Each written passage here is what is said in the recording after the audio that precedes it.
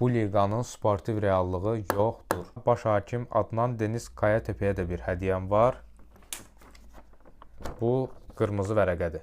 Yəqin ki, hakim özü ilə götürməmişdi, ona görə gətirmişəm ki, göstərim. Bu qalsın burada. Sarı vərəqəni çıxartmağa vaxtım olmadı. Ümumiyyətlə deyirsən, hakim üzərində vərəqə ilə gəlməmişdi. Ya evdə qoyub, ya oteldə qoyub.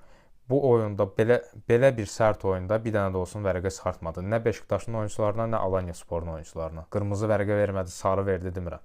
Nə qırmızı verdi, nə sarı verdi, nə qayda pozuntusunu qeydə aldı. Açıq əllə şillədi. Əksər şərhçilər deyir ki, yəni biz bunu şərh eləməməliyik də. Bunu şərh eləməlidir qaydasız döyüş məşqçiləri, güləşlə məşğul olan şəxslər. Çünki burada futbol adında bir şey yoxdur. Futbolda belə bir şey yoxdur. Açıq əllə sən rəqibə şillə vurursan. Bunu necə izah edə bilərsən ki, hansı qaydanın içərisindədir bu? Əsaslarını qeyd eləmişəm burada. Ahmet Çakar deyir ki, qırmızı vərəqədir. Fırat Aydınus deyir ki, qırmızı vərəqədir. Fənərbağçəli Ümid Özat var ha, o da deyir qırmızı vərəqədir. Yəni burada işin Qalatasaraylısı, Fənərbağçəlisi, Beşiktaşlısı yoxdur. Hər şəxsi bu epizoda qırmızı vərəqə olduğunu qeyd elədi.